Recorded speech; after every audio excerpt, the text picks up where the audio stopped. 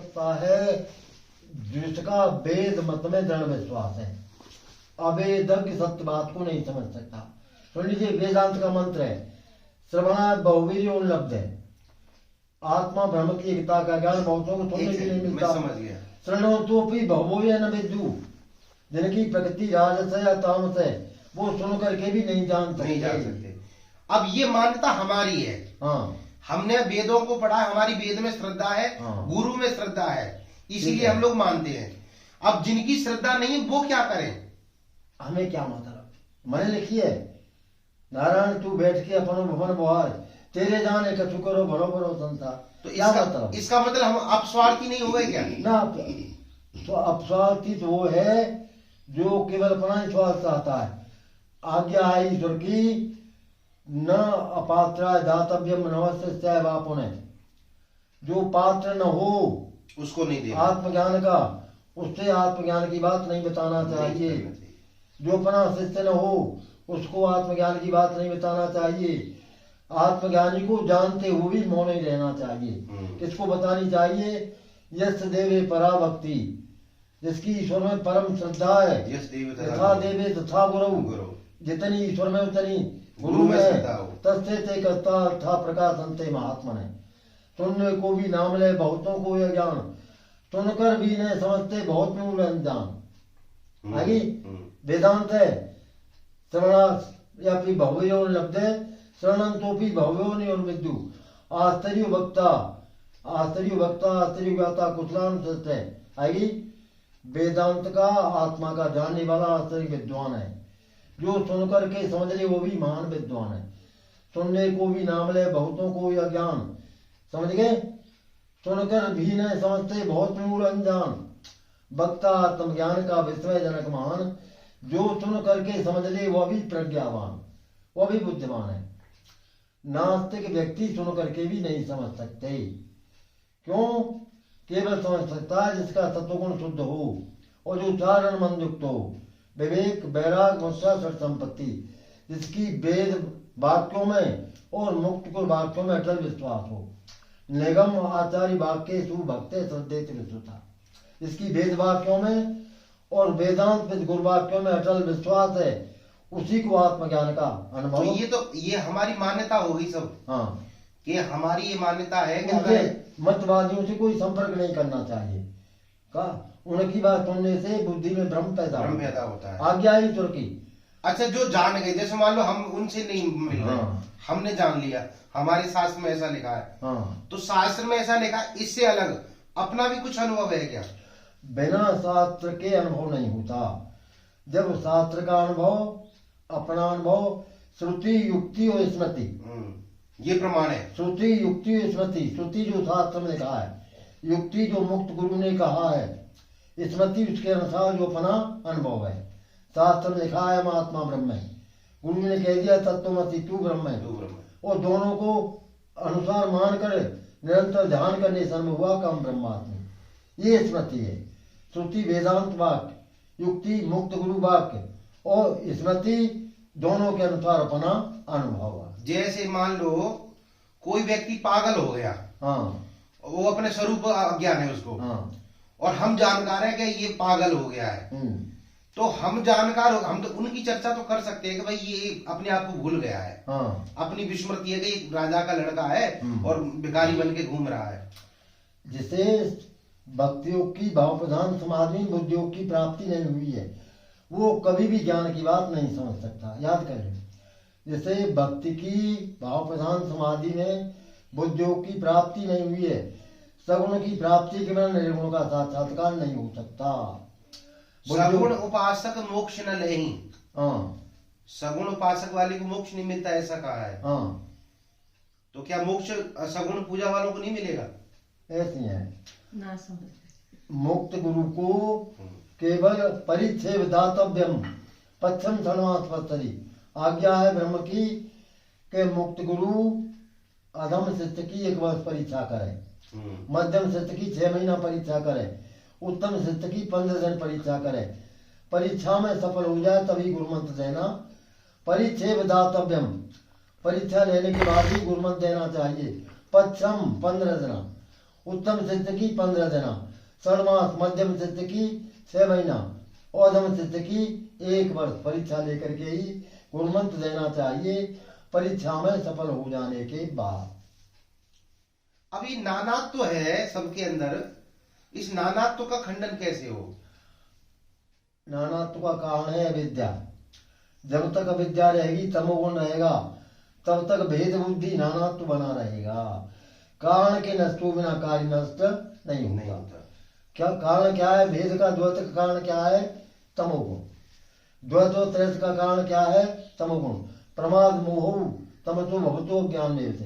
प्रमाद मोह और अज्ञान, उल्टा ज्ञान, मैं देह हूं, परिजन तैसी है, संसार सत्य है, विषय भोग सुखरूप है, आत्मा कर्ता भोगता है, ये विपरीत ज्ञान तमोगुण के कारण होता है। पांच भ्रम है। तो ये जितने हैं विपरीत ज्ञान वाले लोग, हाँ, ये तमोगुण का है। जिसकी प्रकृति में तमोगुण ज्यादा है, सत्वगुण कम है, उसे ब्रह्मा जी मूर्ख हृदय न चेत जो गुरु मिले ग्रंथम। मूर्ख हृदय न चेत जो, और मूर्ख के 5 लक्षण हैं। मूर्ख पंचिन्नानि गर्भम दुर्वचनम तथा अतीत विषादी से परोक्तम नहीं बनते।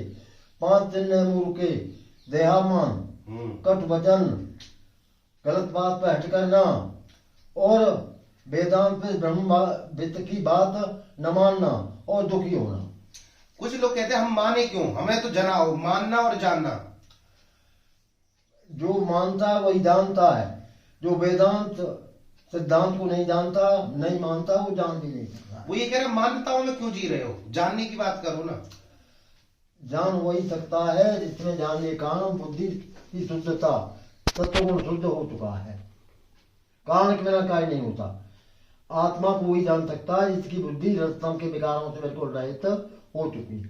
यम पश्चिम से छीन होता 21 200 रहे सन्यासी आत्मा का साक्षात्कार कर सकते हैं। आगे सत्य न लभ्य तपसा से आत्मा सम्यक ज्ञान ब्रह्मचर्य नित्यम। मानना और जानना क्या है? जाने हुए के अनुसार आचरण करना मानना है। जाने हुए के अनुसार आचरण करना मानना है। अयम आत्मा ब्रह्म है, ये पढ़ लिया तो ये पढ़ने मात्र से हो जाएगा या अनुभव? आचरण से। आचरण। हाँ। तो क्या उस ब्रह्म ज्ञान में आचरण आत्मानुभव? आचरण वो कर सकता है जिसकी बुद्धि आचरण देह से होगा या आत्मा से होगा? आचरण होता है कारण पहले होता है कारण शरीर में, श्रद्धा कारण शरीर में होती है, ब्रह्मचर्य सूत्र शरीर में होता है, तब आचरण स्थूल शरीर से होता है। कारण शरीर क्या है? कारण शरीर क्या है? जो स्थूल और सूक्ष्म का कारण है। इनका अज्ञान, तीनों गुण, इनका अज्ञान, अविद्या कहाँ से आया? प्रकृति से। प्रकृति से। तो अज्ञान में क्या कार्य करता है? अज्ञान बिना जीव जो कर्म करता है, संसार भ्रमण करता है, उसका कारण अज्ञान है। कारण शरीर हट जाने पर तो आदमी ब्रह्म भाव में स्थित हो जाता है। कारण शरीर हटते ही सूत्र शरीर हट जाता है, जो सूत्र शरीर जीव है। कारण शरीर न रहने पर जीव भाव ही नहीं रहता है, आदमी आत्मभाव में स्थित हो जाता है। वो तुरीय अवस्था में चला जाएगा। हाँ, तुरीयातीत हो जाएगा। 3 सन्यासी उपदेश कर सकते हैं: परमहंस, तुरीयातीत, अवधूत। तुरीय अवस्था में रहता है, फिर तुरीय अवस्था के बाद अधिक अनुभव हो जाने पर तुरीयातीत हो जाए। तुरीयातीत सन्यासी वो है जो कोई खाना खिला जाए और अपने हाथ से खिला जाए। मेरा निवेदन ये है कि केवल हम एक व्यक्ति पे क्यों टिके, मान लो एक सन्यासी पर या एक हिंदू पर।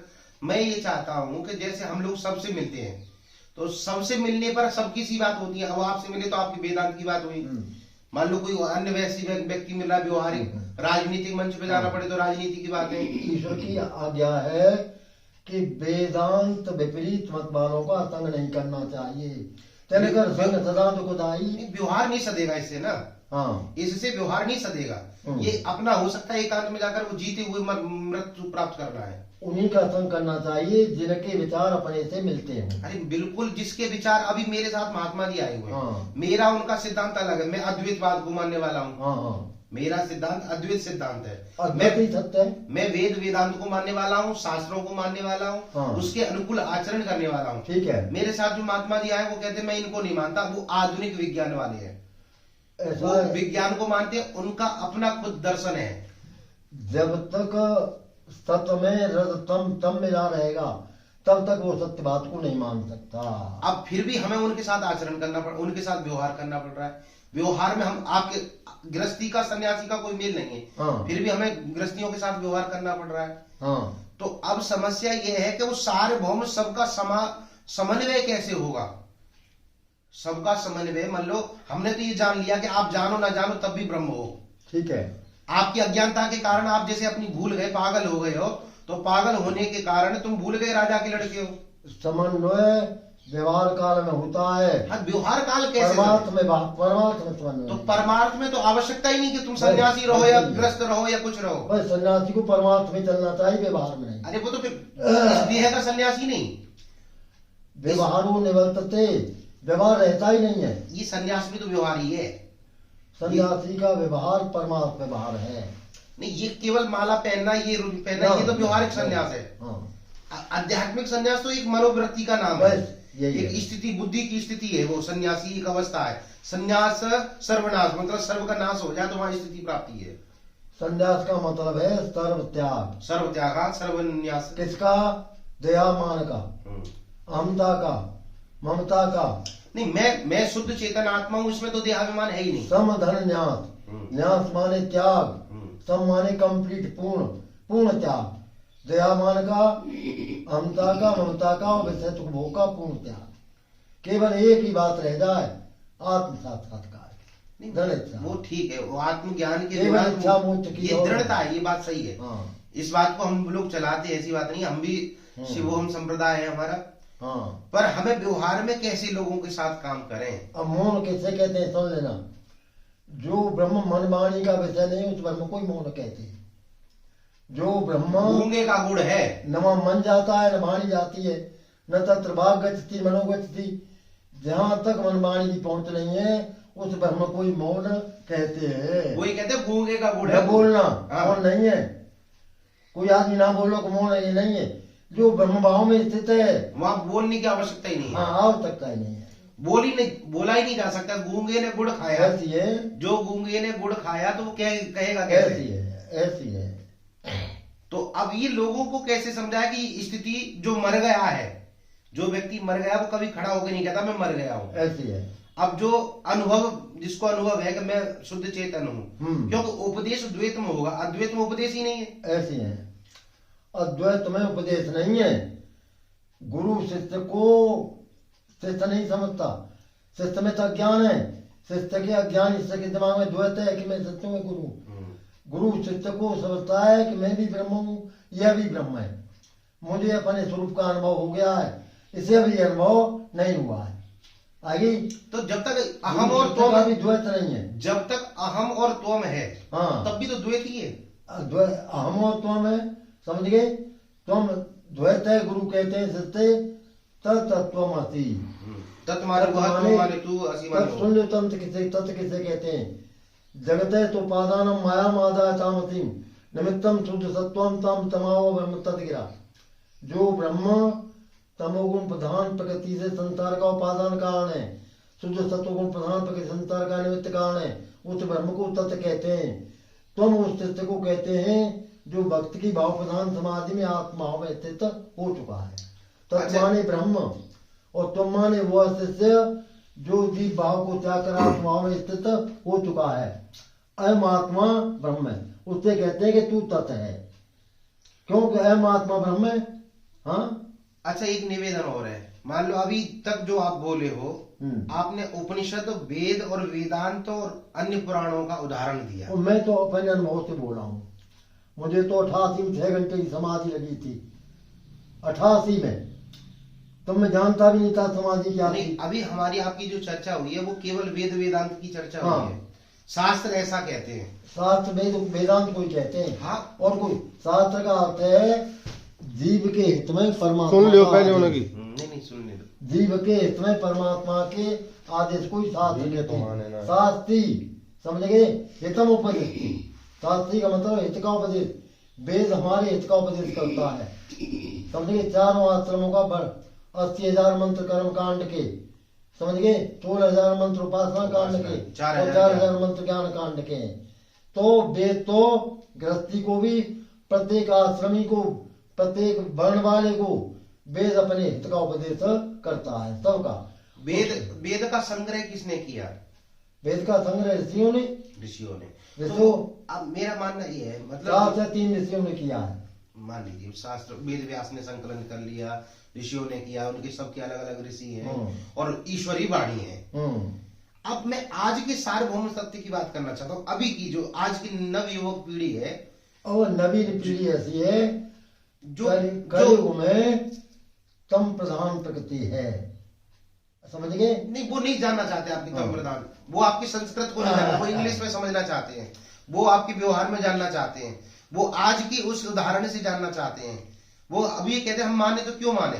उन्होंने कहा है, जैसे आपने कह दिया कि रामायण में ऐसा लिखा है, गीता में ऐसा लिखा है। भाई हमें तो आज प्रैक्टिकल कराइए। प्रैक्टिकल करोगे स्वरूप विचार से, स्वरूप विचार से। मैं शरीर में दृष्टा हूं, प्रैक्टिकल। ये अनुभव कह तो दिया, अनुभव कैसे होगा? हाँ, अनुभव कैसे होगा?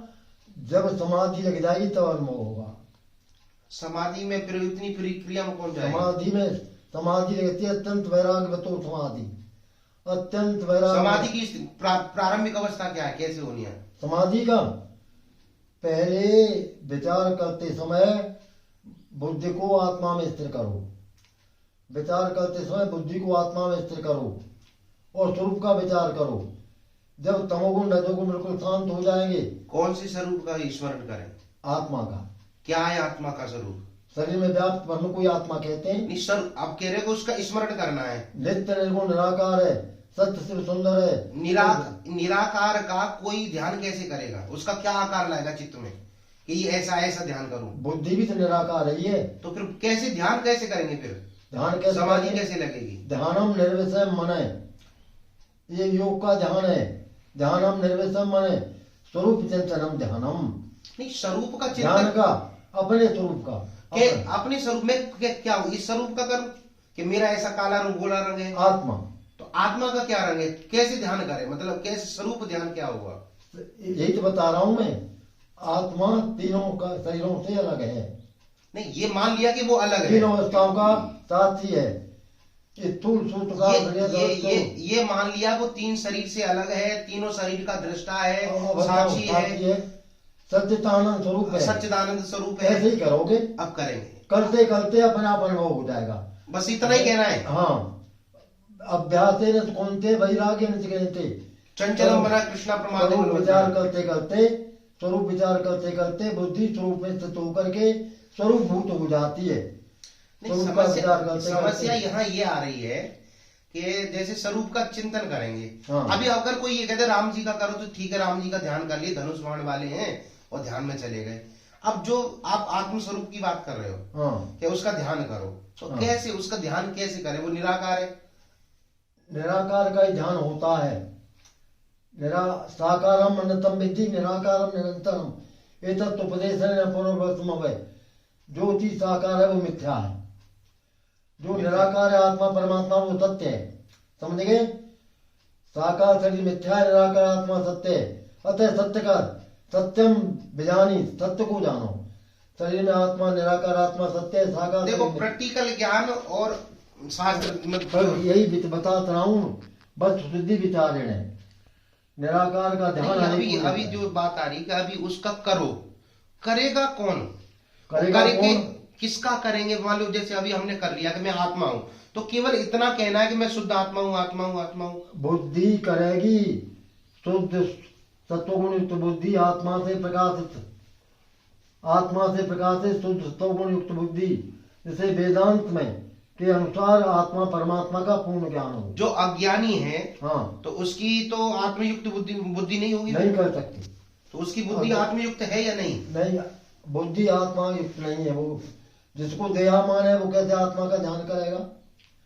तमोगुण प्रधान व्यक्ति शरीर का और सत्वगुण प्रधान व्यक्ति जीव का, जिसे शास्त्र ज्ञान है, और शुद्ध सत्वगुण व्यक्ति से वेदांत। मेरा सीधा सा प्रश्न है कि कोई व्यक्ति अपने आप को जाने, जैसे मान लो आप पुरुष हो और मेरी भ्रांति ये है कि जैसे मुझे कोई देखकर कहे कि आपके बाल हैं, आप ऐसे हो, तो आप स्त्री हो, हाँ तो मैं जानता हूं कि उनके कहने से मैं स्त्री नहीं हूं, किसी की मान्यता से मैं स्त्री नहीं हूं, मुझे पता है मैं पुरुष हूं। और सुन लो सूत्र, नई स्त्री न प्रमाणे से न तई वायम न पुंसके यद् तई मादते तेन तेन तेजते आत्मा न पुलिंग है न पुंसक लगे न स्त्रीलिंग है। जैसे शरीर में जाता है उसी के तदाकार आकार का हो जाता ये है। ठीक है, आत्मा के बारे में, आत्मा न स्त्री है, न पुरुष है, न हाँ, कारण है, हाँ, न मन है, न बुद्धि, आत्मा इस सबसे सबका दृष्टा है, सब कुछ हाँ, ये ठीक है। दृष्टा है। पर अब ये मानो कि अगर दूसरे व्यक्ति को अज्ञान है हाँ कि भाई मैं ये पुरुष नहीं है, स्त्री है, तो उसके कहने से मैं स्त्री थोड़ी हो जाऊंगा। हाँ मेरी मान्यता, मुझे मेरा अनुभव ये है मैं पुरुष हूं। ऐसा है। ऐसे ही मैं उदाहरण एग्जांपल दे रहा हूं, मैं सिद्धांत नहीं है ये। जब तक दयामान है तब तक सत्य का ज्ञान नहीं होता। श्रद्धा, मैं एग्जांपल दे रहा हूं, एग्जांपल सिद्धांत नहीं होता। हाँ एग्जांपल है कि अगर ऐसा है जैसे लोगों की मान्यता है आत्मा नहीं है, तो क्या उनके ना मानने से क्या आत्मा नहीं रहेगी? हाँ वो तो जब भी है ना। अगर ये जो आपने इतनी प्रक्रिया बताई है कि उसके लिए ध्यान करना है, उसको समाधि करनी है, उसका स्वरूप चिंतन करना है, हाँ। मान लो जो व्यक्ति ना करे, वो कहता हमें ये प्रक्रिया नहीं, हम नहीं मानते आपके, तो अब ज्ञानी पुरुष ये मानता है कि उसके अंदर वो चेतन ब्रह्म है। ज्ञानी कौन? ज्ञानी ज्ञान किसे कहते हैं? नहीं नहीं, ये अभेद दर्शनम ज्ञानम। वो ये ठीक है, ये अभी हमारी तो मान्यता है, उनकी मान्यता क्या है? दूसरों से क्या मतलब? अपनी मानता। नारायण तू बैठ के अपना भवन वाल तेरे जाने का शुक्र बनो बनो। अब हमें दूसरे सबसे को समस्या ये, अगर हम ऐसे संसार के बारे में मन सोचो, ऐसे अपने कहकर बारे में विचार ऐसे करो, कहकर अगर हम छोड़ दें, केवल अपने बारे में विचार करो।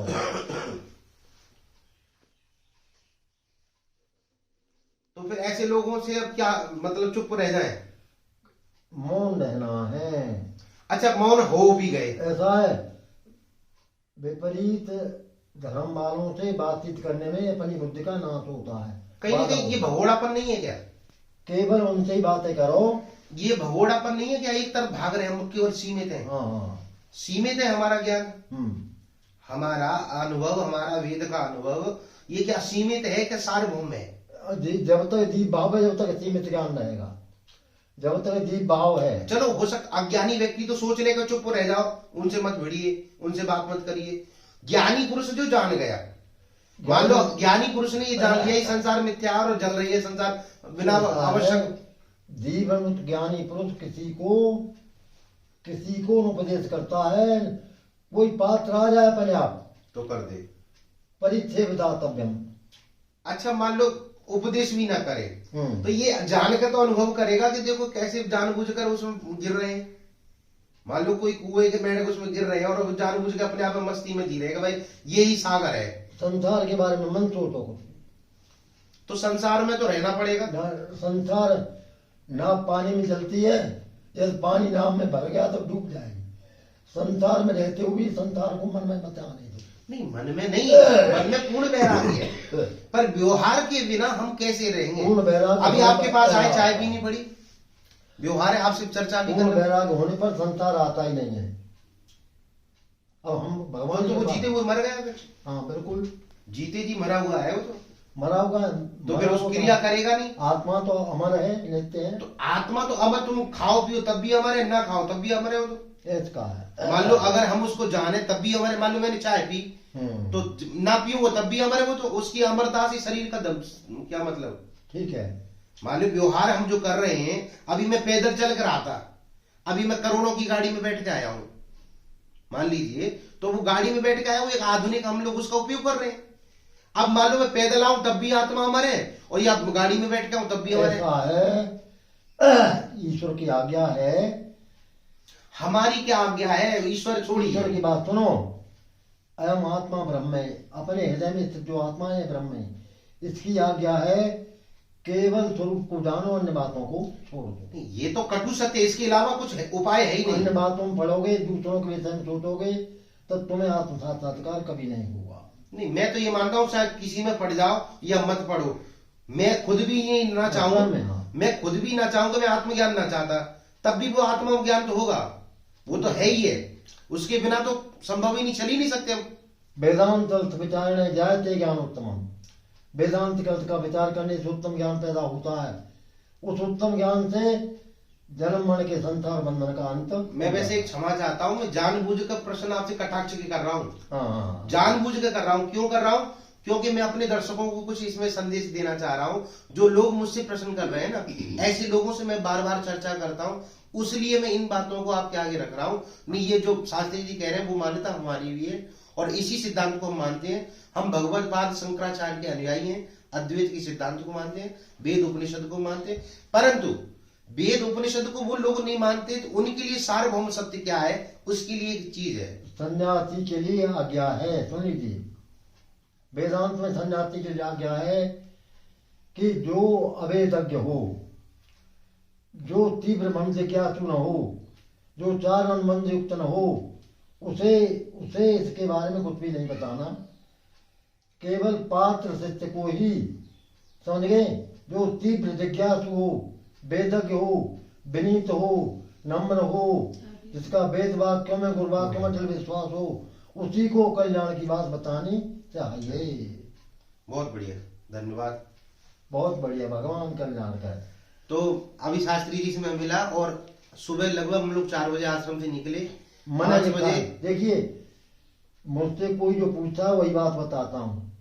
कोई मुझसे भक्ति बात पूछता है तो मैं ज्ञान की बात नहीं बताता। मैं किसी का गुरु बनना नहीं चाहता, क्योंकि मैं सन्यासी नहीं हूँ। मैं न गुरुपद के योग्य हूँ, न बनना चाहता हूँ। मेरा तो काम यह है कि जो चलना चाहते हैं भजन विधि बता देता हूँ। तो गुरु का परमानंद तुर्यातीत अवधूत 3 सन्यासी होना अनिवार्य है। मैं गृहस्थी हूँ, मैं किसी का न गुरु बनने के योग्य हूँ न बनना चाहता हूँ। कोई हित की बात पूछे तो जितना थोड़ा बहुत जानता हूँ उतना बता देता हूँ। तो शास्त्री जी से मिला और मिलकर अच्छा लगा और काफी ज्ञान चर्चा शास्त्री जी से हुई और आप लोगों को भी कुछ ना कुछ अर्जित करने के लिए मिलेगा, क्योंकि ये जो वेद का सिद्धांत और शास्त्र और वेदांत का अनुभव है उसको एक सरल रूप से समझाना। देखो, मुझे तो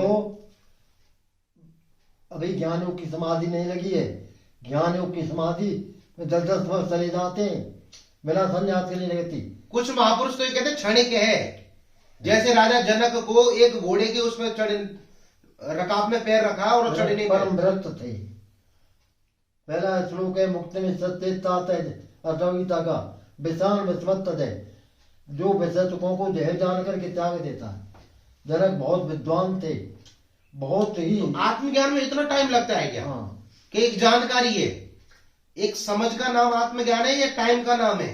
ऐसी कोई प्रोसीजर है उसके लिए कि ये करना पड़ेगा? हाँ, ना सुन। अच्छा, कोई पात्र हो उसी को बताओ और पात्र को कुछ भी आगे बताओ। ले लो, बंद तो ना कर राजा लेंगे। पता नहीं।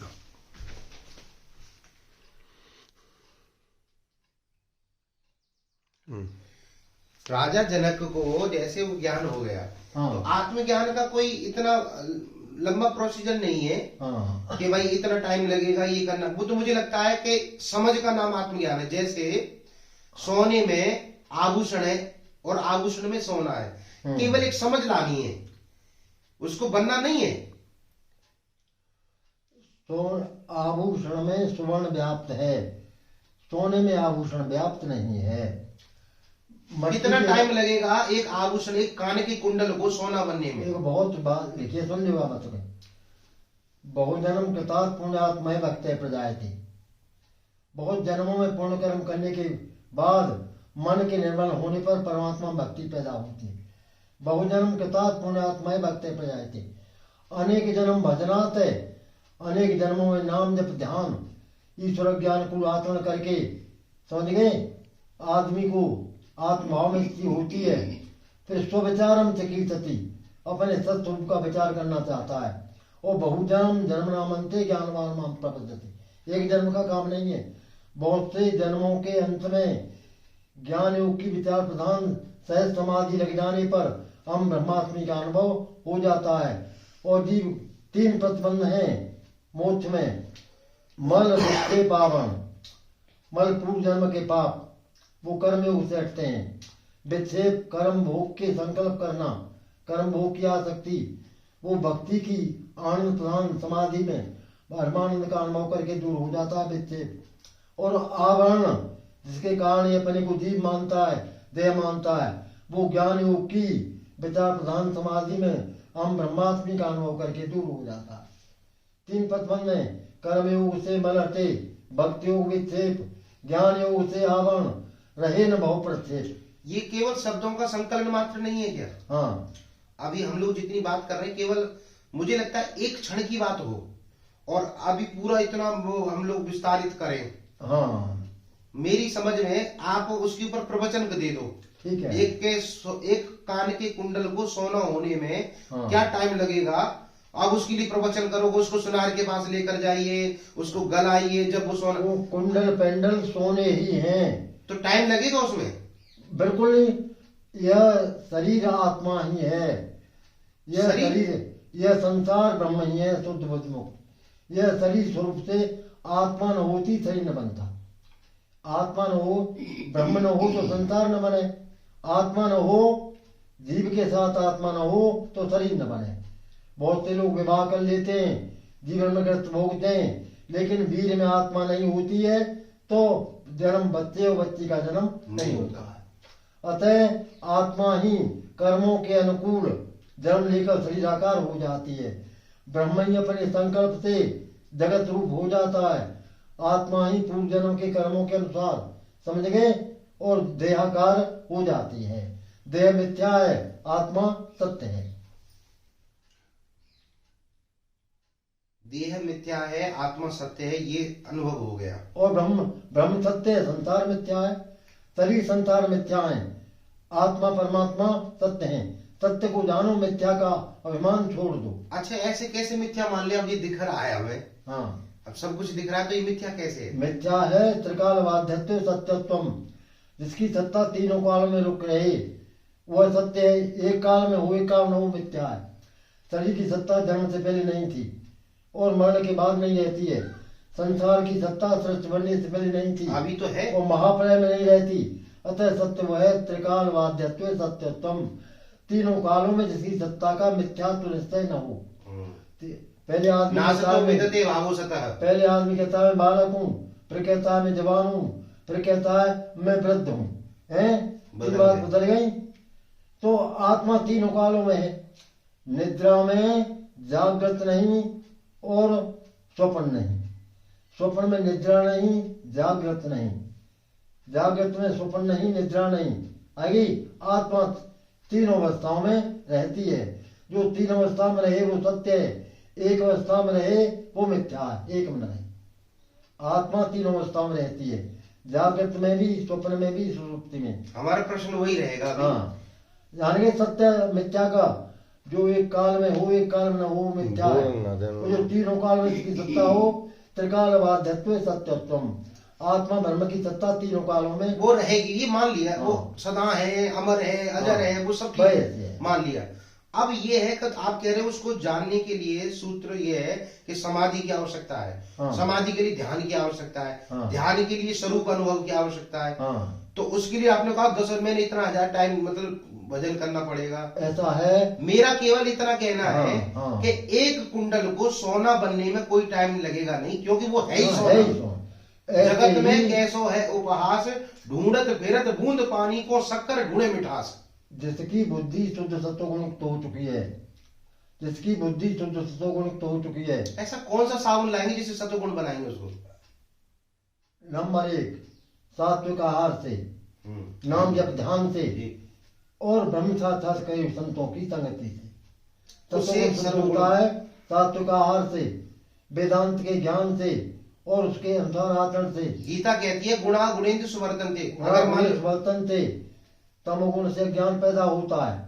अतः जिसका तमोगुण प्रधान प्रकृति है वो कभी ज्ञान प्राप्त नहीं करता। वो ये कह रहा है अभी रजोगुण से कर्म भोग में प्रवृत्ति होती है, सत्वगुण से ज्ञान होता है, मलिन सत्वगुण से संसार का ज्ञान। गुण तो बदलते रहते हैं ना। हाँ। गुण अभी सत्वगुण प्रधान है, फिर रजोगुण प्रधान हो जाएगा, फिर तमोगुण प्रधान हो जाएगा। आहार और संगति के अनुसार गुण बदलते रहते हैं। आहार और संगति के अनुसार गुण बदलते रहते हैं। तो फिर गुण स्थिर कैसे रहा? सत्वगुण युक्त बुद्धि कैसे स्थिर रही है? बता दें, सत्वगुण बुद्धि शुद्ध सात्विक आहार हो, कोट कर्म त्याग करके स्वरूप का विचार हो प्रतिदिन, ले। और ब्रह्म साक्षात्कार की संतों की संगति हो। अब ब्रह्म साक्षात्कार की संतों की संगति नहीं है, तो जो ब्रह्म का साक्षात्कार कर चुके हों उनकी द्वारा लिखी हुई आत्मज्ञान की पुस्तक का अध्ययन करो। बहुत सुंदर। भगवान शंकराचार्य। तो आपने कितना लिखा है इसके? हाँ, कितना लिखा है आपने? कितना लेखन है अपने पास? मैंने लिखा है, वहाँ रखी है किताब का तू जंगल में, अच्छा। वहाँ पढ़ लेते हैं। कितना लगभग किन किन ग्रंथों का और उसका आपने मैंने शायद दोहा बनाया आपने? क्या है दोहा बनाया? दोहा सोहम दोहा दोहा क्या लिखा है? दोहा, हाँ, आपने दोहा में लिखा है कि छंदों में लिखा है? दोहा में लिखा है। दोहा भी छंद ही है, प्राय करके दोहा में लिखा है ज्यादा में। अच्छा। हाँ। तो लगभग कितना संकलन होगा? अब किताब रखी है कछु माठिया, रामायण की, कछु गीता की, कछु वेदांत की है। हाँ, अपना लिखा हुआ कितना है अपना? अब हाँ अपन लिखो बहुत। अच्छा। लाभ दिखाऊँ आप।